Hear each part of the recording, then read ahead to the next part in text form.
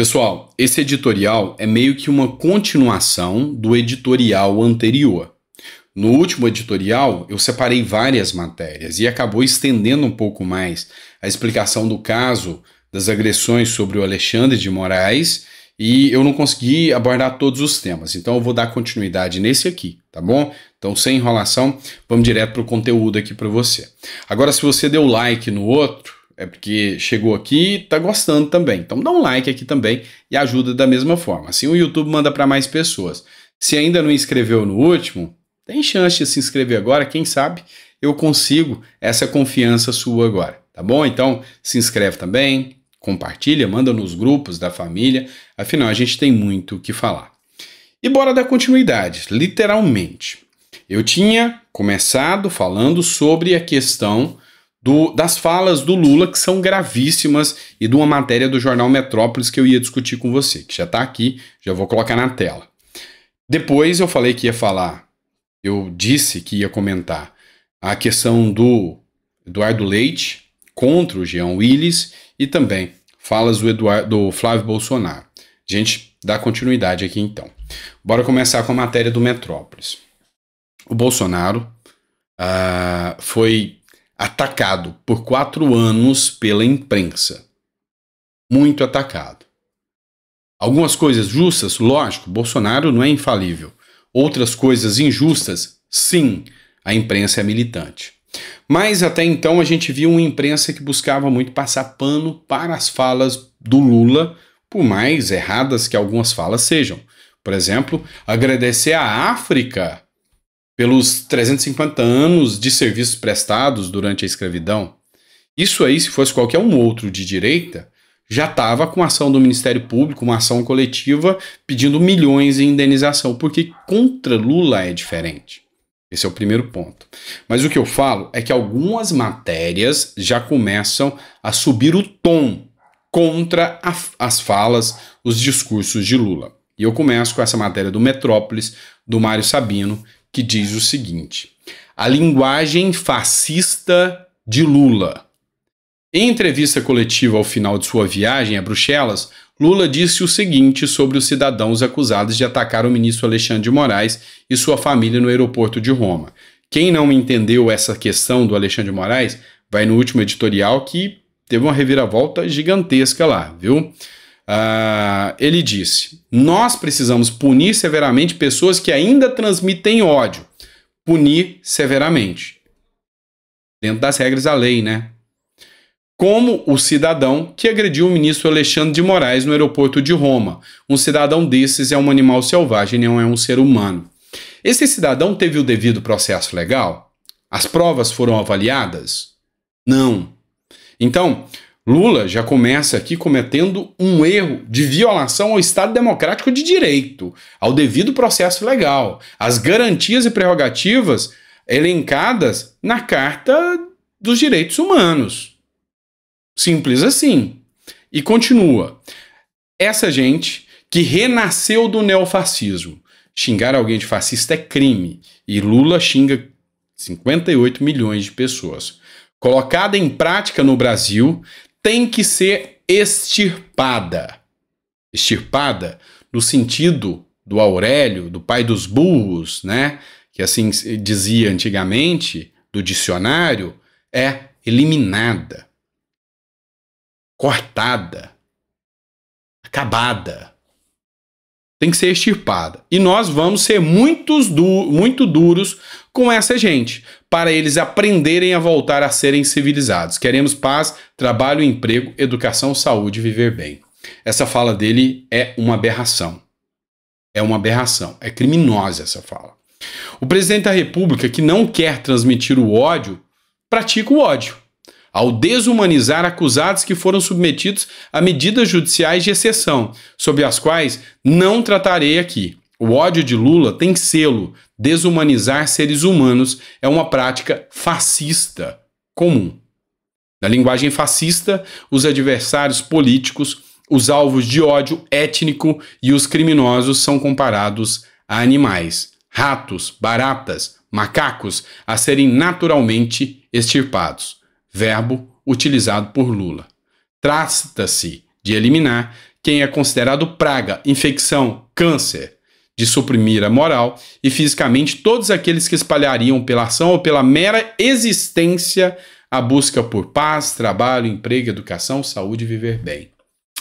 Eis que não se cogitava, em hipótese alguma, ver falas duras como essas, contrárias ao atual presidente. Só ao ex.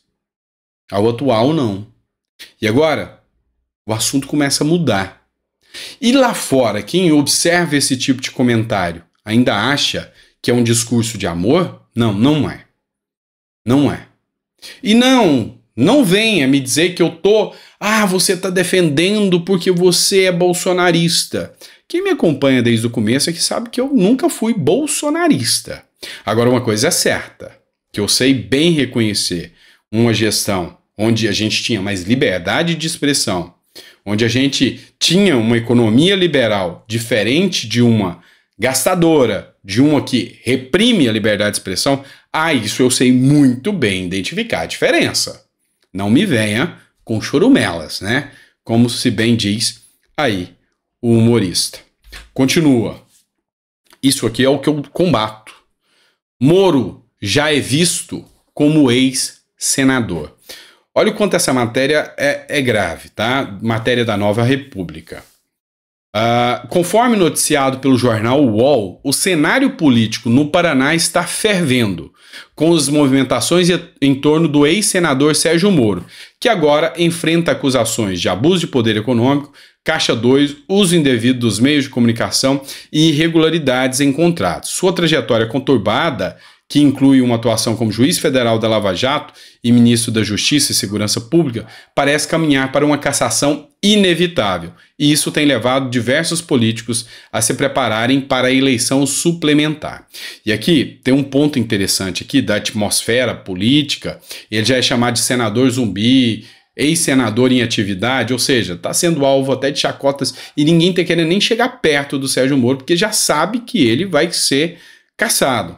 Enquanto isso, entre os aliados, a corrida política no Paraná já se mostra movimentada, com várias candidaturas despontando no horizonte. No campo petista, nomes como Roberto Requião, Zeca Dirceu, Gleisi Hoffmann manifestam interesse na disputa. Enquanto isso, entre os aliados do presidente Jair Bolsonaro, Ricardo Barros, Paulo Martins, do PL, se colocam à disposição dos partidos. Álvaro Dias, do Podemos, também é uma figura importante no cenário político paranaense, foi um dos principais incentivadores da entrada de Moro na política, mas acabou se sentindo traído pelo ex-juiz. A briga política, ela existe? Existe. Moro é santo? Nem de jeito nenhum. De jeito nenhum. Então não vamos passar pano para político aqui, dizendo que Moro é santo, que Moro, o arauto da nobreza, não. Mas é um mau senador? Não. É um bom senador. Tá. Mas o que é o ponto de incômodo aqui? O ponto de incômodo é os processos entre os inimigos de Lula, porque Moro é declaradamente o inimigo de Lula, tem uma fala do Lula dizendo que não vai descansar enquanto não se vingar dessa gente. Esse é o governo do amor. Tem o processo na mesma velocidade? Quem vai me responder é você. Tem na mesma velocidade do que os que andam com assessores com dinheiro na cueca? Não, né? De jeito nenhum, né? Qual que é a resposta a esses que entram com dinheiro na cueca? Para esses, sabe qual é a resposta? Condecorados pela Marinha e recebem títulos que o equiparam a almirantes. Então, é essa... dicotomia, é esse paradoxo que existe na política brasileira que me incomoda. Então, essa questão do Sérgio Moro aí, e a briga política e a perseguição em torno daqueles que são de direita é inquestionável. Vamos lá. Por falar nisso, ganhou muito o meu respeito o Eduardo Leite. O Eduardo Leite foi duramente atacado por Jean Willis. Jean Willis, um ex-deputado federal, ex-BBB, que se autoexilou e usou um pseudo-exílio para dizer que era perseguido no governo Bolsonaro. Desculpem, não houve perseguição no governo Bolsonaro. A gente viu muito bem e a gente acompanhou. Mas, agora ele volta e já volta criando uma animosidade tão grande que os próprios aliados do partido criticam o Jean Willis. Não vai cair, porque ele tem a bênção da rainha, ou seja, a Janja que trouxe ele e a amiga dele. Mas o tom agressivo, jocoso, começa a incomodar, inclusive, os petistas. Porque da mesma forma que a direita tem os extremos, tem a extrema-direita? Tem. Não pense que não tem, porque tem. Agora, tem a extrema-esquerda? Tem e muito. Mas tem a esquerda moderada? Esquerda séria? Tem demais. E tem a direita moderada? Também muito. Esses buscam construir a democracia. Os outros só querem lacrar. Essa é a verdade.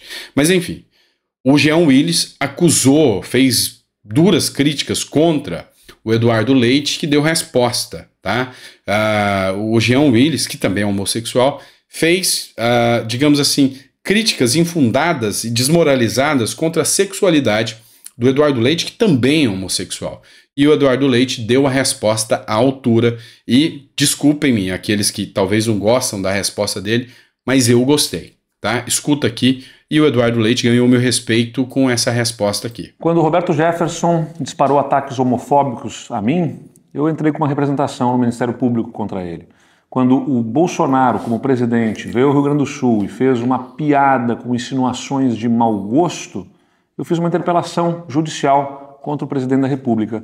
E, por isso, agora, quando o Jean Willis dispara também ataques a uma decisão que eu tomei como governador, que ele pode não concordar, pode ter outra visão, mas tenta associar essa decisão à minha orientação sexual e até a preferências sexuais, eu devo também entrar com uma representação contra ele. Aliás, fiz essa representação ontem, entregue ao Ministério Público do Rio Grande do Sul, representando para que seja apurado pelo Ministério Público essa conduta, essa manifestação e tenha todos os desdobramentos que podem, né, ser uma ação do Ministério Público em relação ao Jean Willis por um ato de preconceito, de discriminação, de homofobia.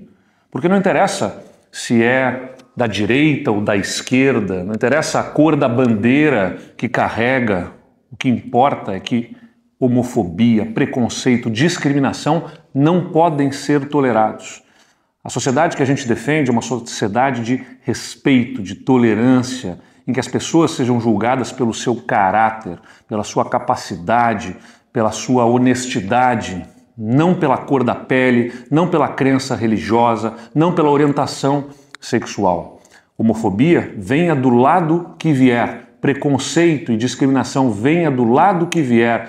Da cor da bandeira que cada um segurar, não pode ser tolerada e por isso eu faço essa representação junto ao Ministério Público. Eu dou parabéns à fala do Eduardo Leite. Eu sei que alguns de vocês não gostam, tem uma certa animosidade com o Eduardo Leite, mas aqui eu tô falando do fato e da pessoa, e realmente merece respeito. E não é direita ou esquerda que tem direito de ofender as pessoas, e tá certo.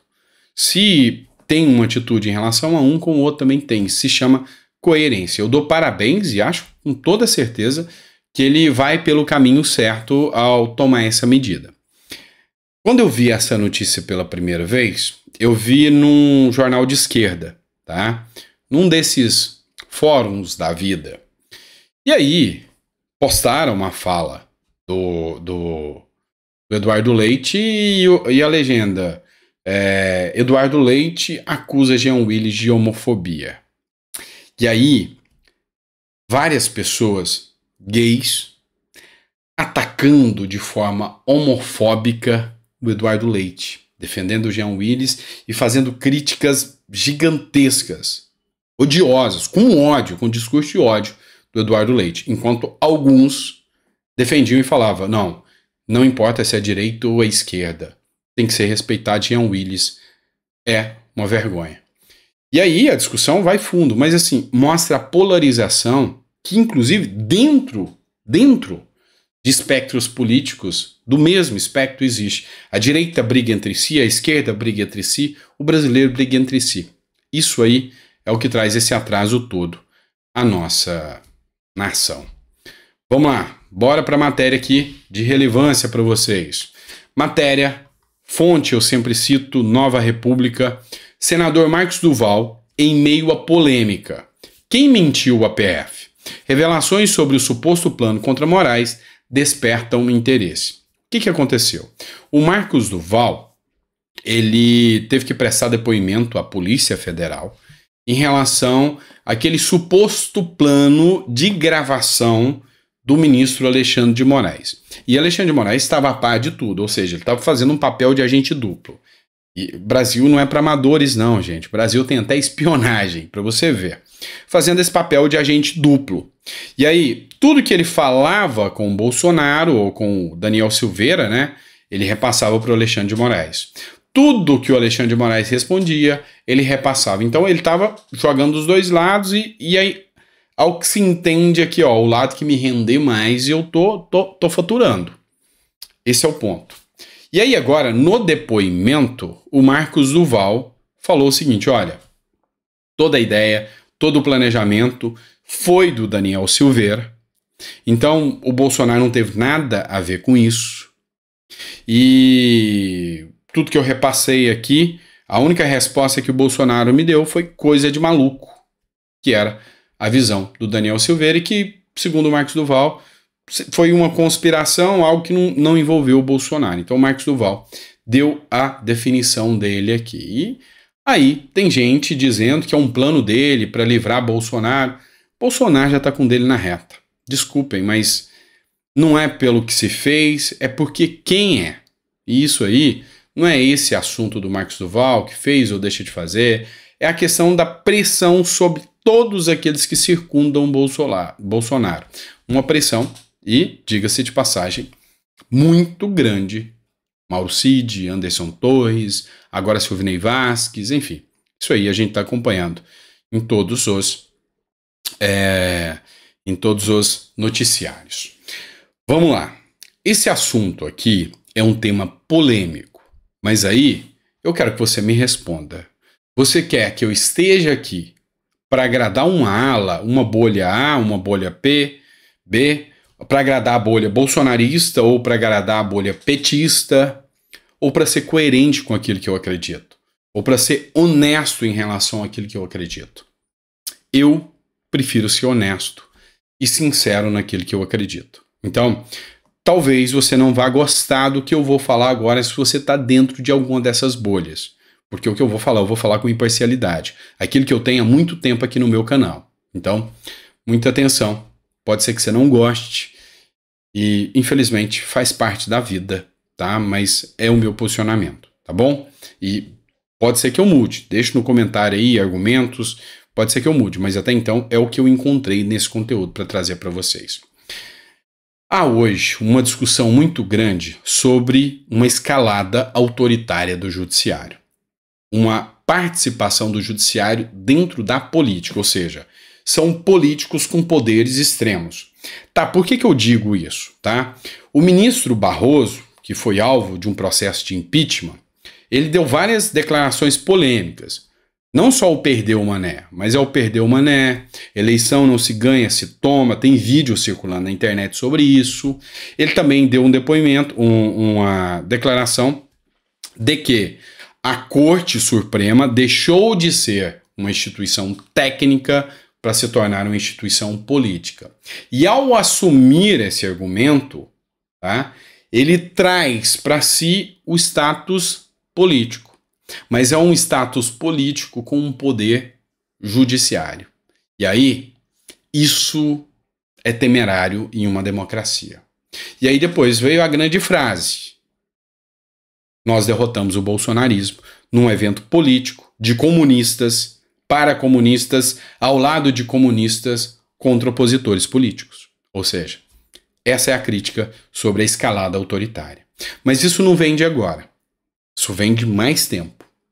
E aí agora foi feita uma declaração de impeachment, ou seja, um pedido de impeachment contra o ministro Barroso por causa dessas falas, com base no artigo 39 da lei do impeachment.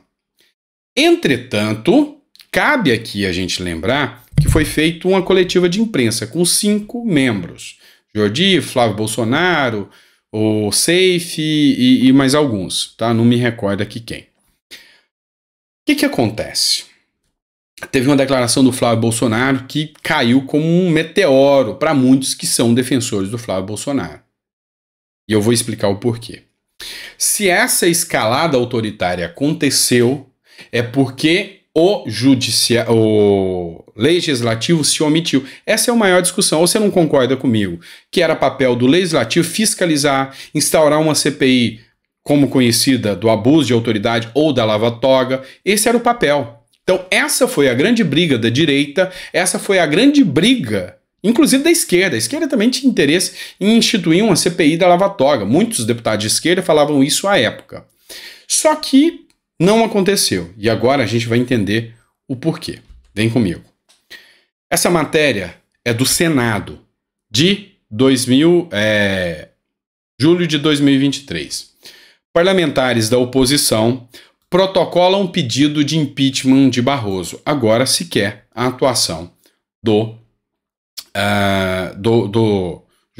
legislativo contra o judiciário. Então essa matéria é de agora. Mas, para chegar até nela, agora sim, a matéria de 2019, um ano depois do Bolsonaro, agosto de 2019, um ano depois do Bolsonaro. CPI para investigar o judiciário deve ser protocolada na terça-feira. Leitura. O senador Alessandro Vieira, do Cidadania, conseguiu as 27 assinaturas necessárias à criação da Comissão Parlamentar de Inquérito, CPI, para investigar supostos abusos do presidente do Supremo Tribunal Federal, Dias Toffoli.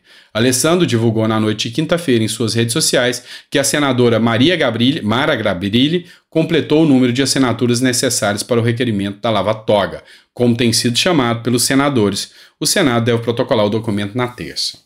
Aconteceu isso, tá? Tinha-se, então, as assinaturas necessárias para a CPI da lava-toga, com a assinatura da Mara Gabrilli, a última.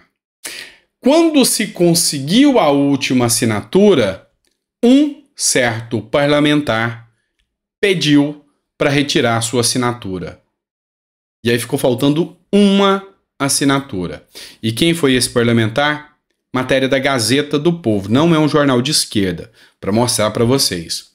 Flávio Bolsonaro e o PT têm uma pauta em comum: enterrar a CPI da lava-toga. O que aconteceu?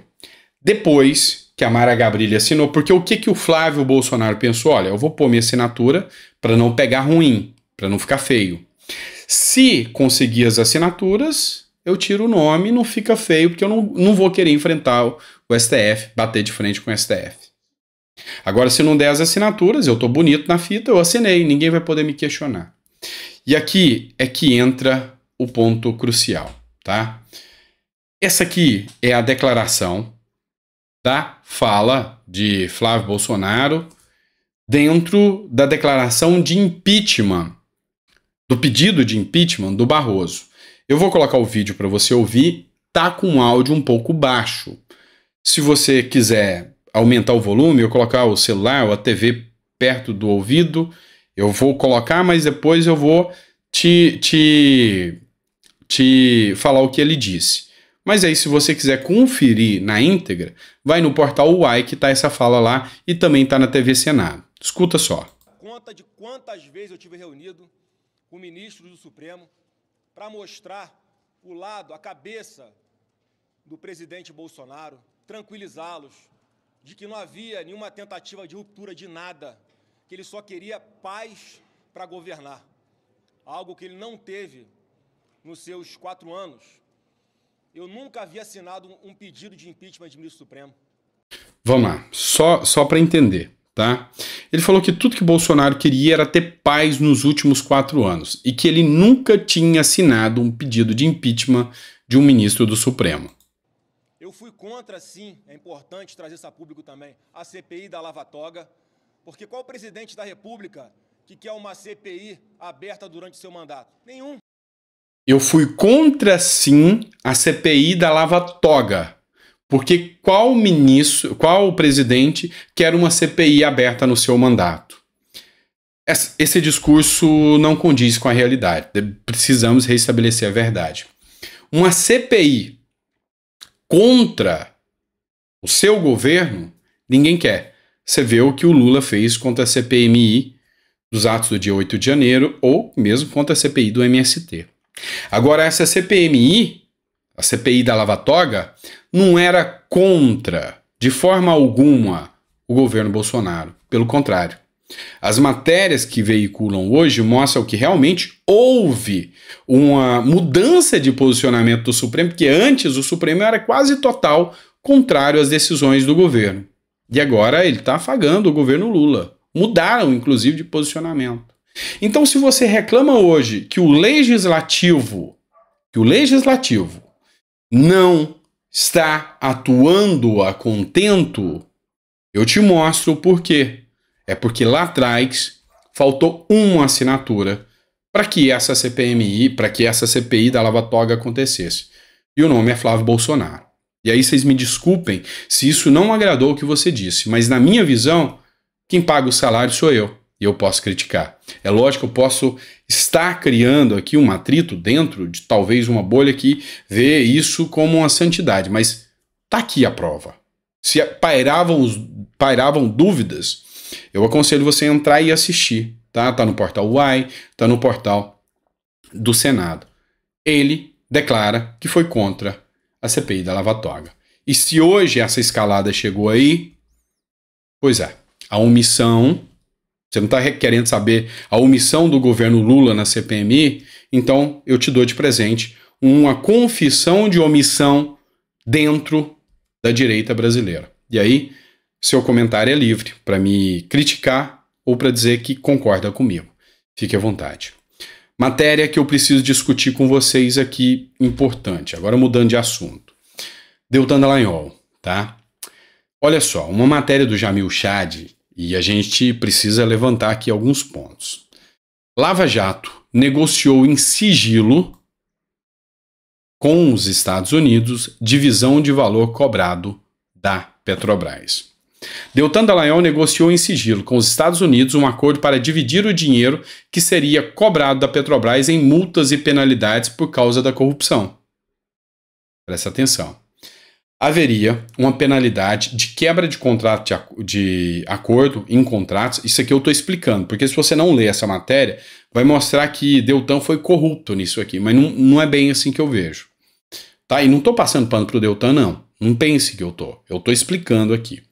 Deltan negociou um sigilo dos Estados Unidos, em sigilo com os Estados Unidos, um acordo para dividir o dinheiro que seria cobrado da Petrobras em multas e penalidades por causa da corrupção. Ou seja, por causa da corrupção não houve cumprimento de contratos e acordos e havia uma multa bilionária que a Petrobras teria que pagar ao governo norte-americano.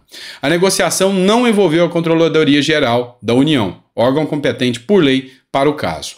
Aí aqui tá certo o Jamil Chad ao criticar o Deltan Dallagnol.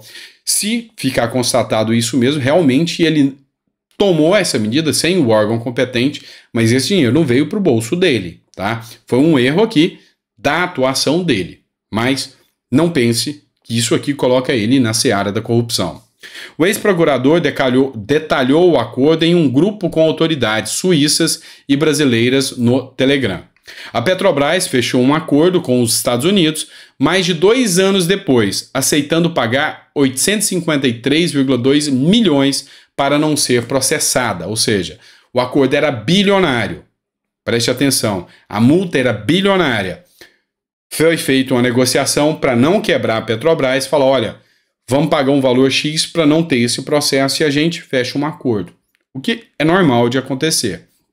O acordo garantiu o envio de 80% do valor ao Brasil, metade do montante seria destinado a um fundo privado que a própria Lava Jato tentou criar. Moraes suspendeu a criação do fundo e o dinheiro foi destinado à Amazônia.